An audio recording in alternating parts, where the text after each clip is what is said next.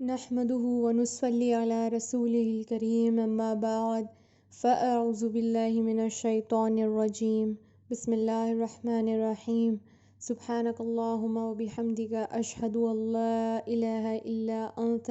استغفرك واتوب اليك. السلام علیکم ورحمۃ اللہ وبرکاتہ. بنی اسرائیل کا واقعہ اور کیسے ان کا دل سخت ہو گیا تھا اور نور ہدایت کسی بھی طریقے سے وہ کسی بھی بات میں کسی بھی چیز میں ایڈجسٹ کرنے کے لیے راضی نہیں تھے، دین کے حساب سے اپنے آپ کو اریکٹ کرنے کے لیے راضی نہیں تھے. بہت سارے ان کو مہلتیں دی گئیں، بہت ساری آسانیاں کی گئیں، لیکن اس کے بعد بھی جو فضل تھا اللہ تعالیٰ کا ان پر، اس کو بالکل ہی نگلیکٹ کر کے وہ نافرمانیوں پہ نافرمانیاں کیے جا رہے تھے. اب اس کے بعد اللہ تعالیٰ نے ان کے دلوں کو پتھر سے کمپیئر کیا، اور پتھر بھی کیونکہ اللہ تعالیٰ کی بنائی ہوئی ہوتی ہے تو ایک پوائنٹ پہ وہ بھی اللہ تعالیٰ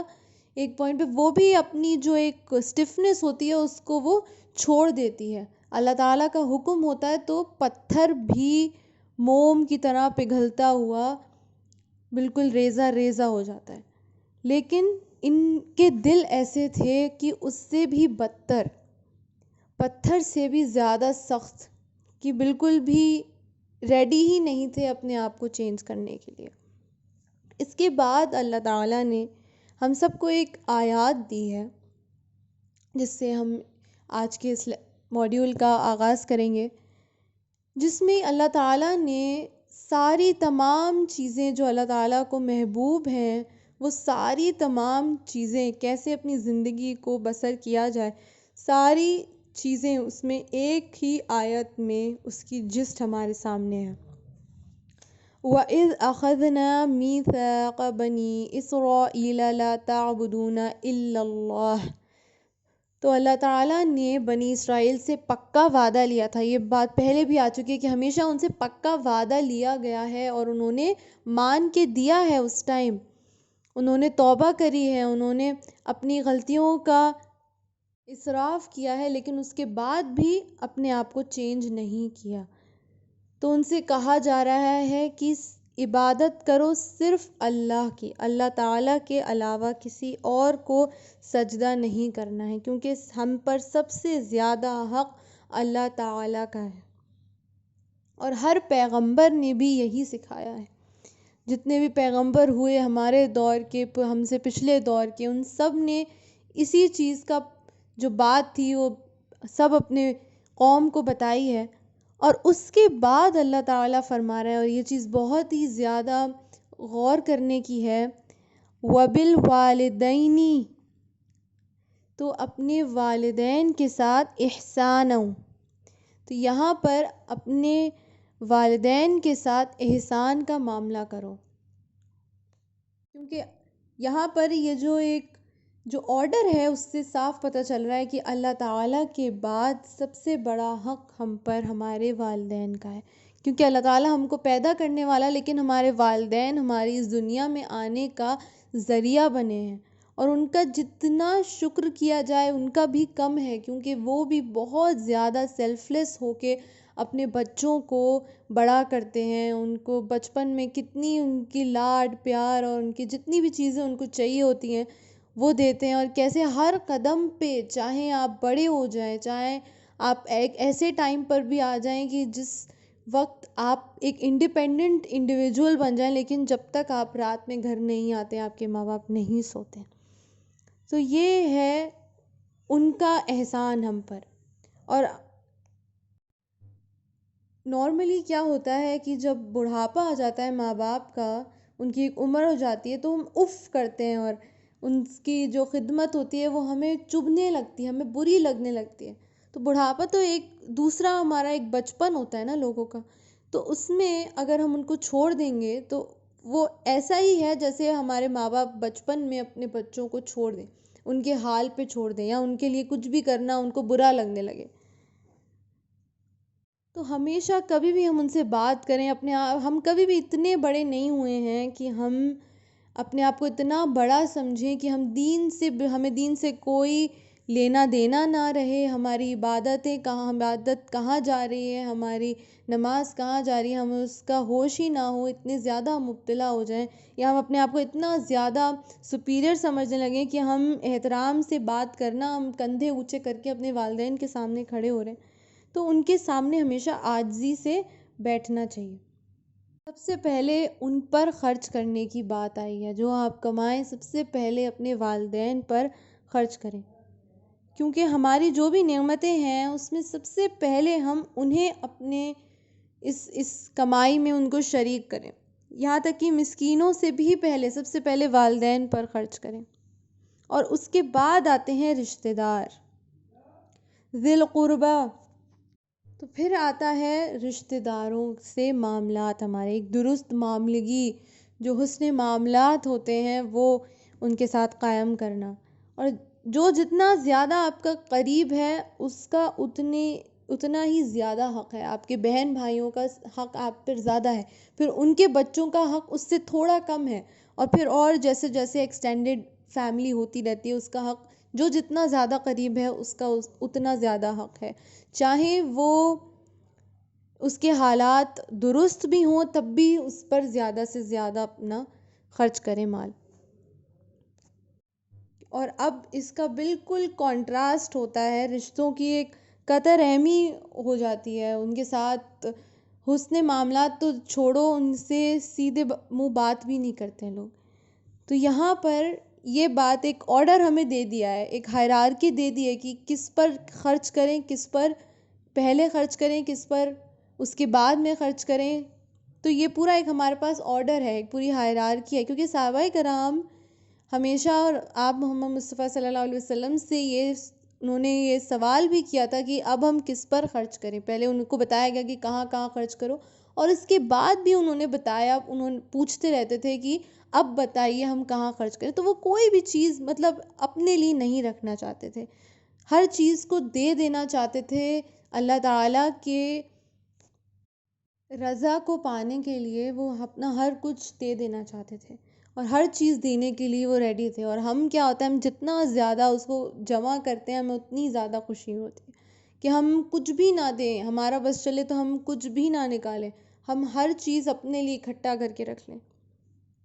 اس کے بعد جو حق آیا ہے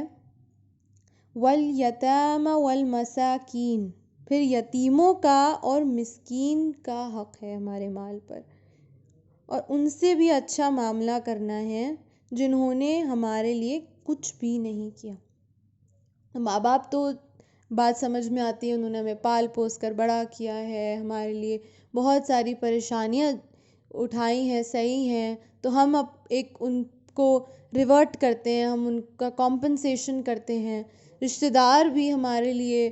ہمارے بھلے کا، ہمارے خیر کا کام کرتے رہتے ہیں، تو ان کے ساتھ بھی ہمیں معاملات کرنے ہیں۔ لیکن وہ لوگ جنہوں نے ہمارے ساتھ، جن کی اتنی حیثیت نہیں ہے کہ وہ کسی کے ساتھ بھی اچھا کر سکیں، وہ اپنے خود کے ساتھ ہی نہیں اچھا کر سکتے ہیں تو سامنے والے کے لیے کیا اچھا کریں گے، لیکن اس انسان کے لیے بھی اگر ہم اچھا کرتے ہیں تو وہ ہوتی ہے اچھی صحیح صلہ رحمی۔ تو ان کے لیے بھی اچھا کرو جنہوں نے ہمارے لیے کچھ نہیں کیا، جو یہ حیثیت نہیں رکھتے ہیں کہ وہ کسی کے لیے کچھ اچھا کریں۔ ایسا نہ ہو کہ کوئی ہمارے سامنے آئے، کوئی ہمارے در پر آئے اور ہم بس اس سے اپنی جان چھڑا کے بھاگنا چاہتے ہیں، ہم اس کے ساتھ احسان کریں۔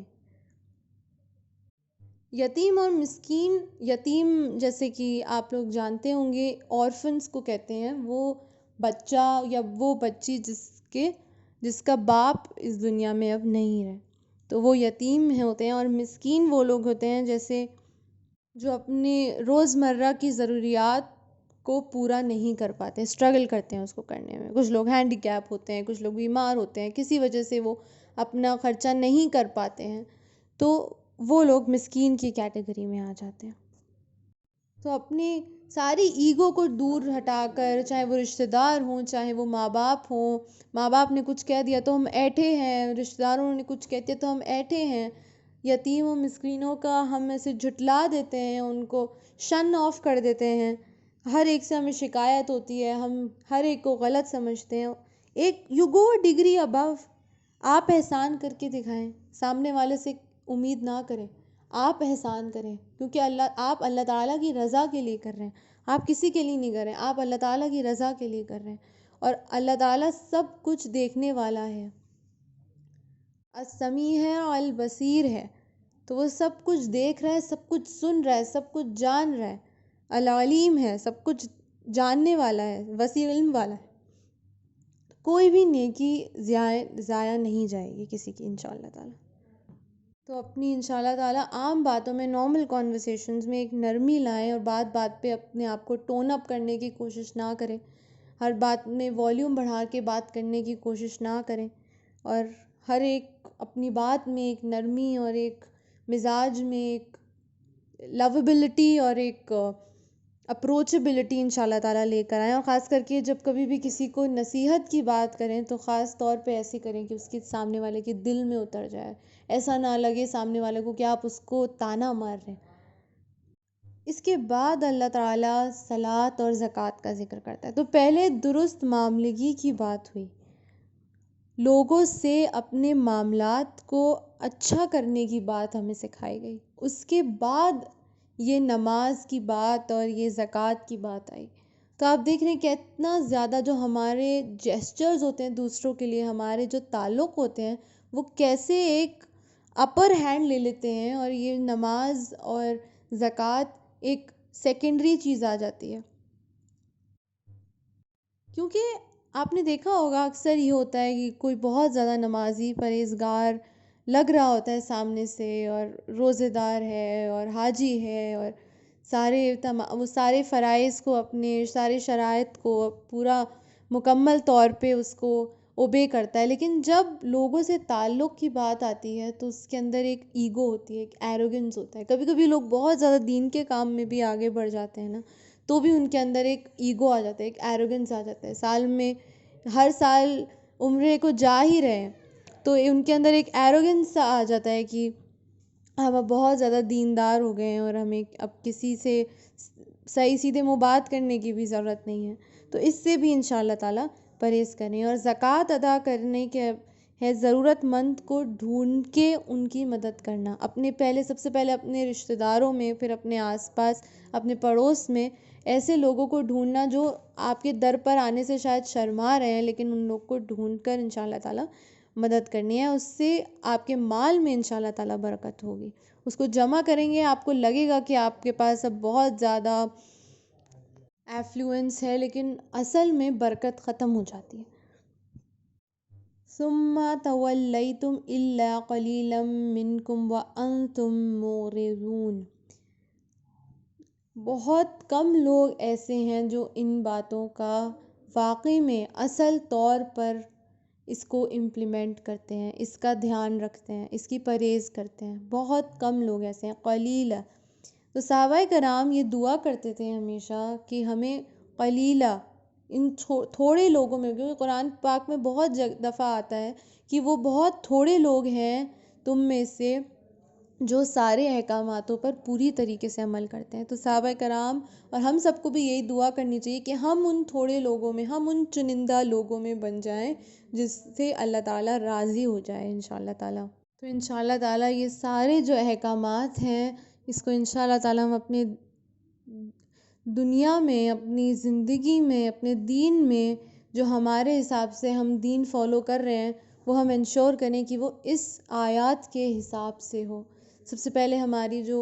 ہمارے جو افیلیشنز ہیں وہ انشاءاللہ تعالیٰ درست کریں, اس میں ایک نرمی لائیں, اس میں ایک صلہ رحمی لائیں انشاءاللہ تعالیٰ, اور نماز اور زکوٰۃ کے پابند بن جائیں انشاءاللہ تعالیٰ.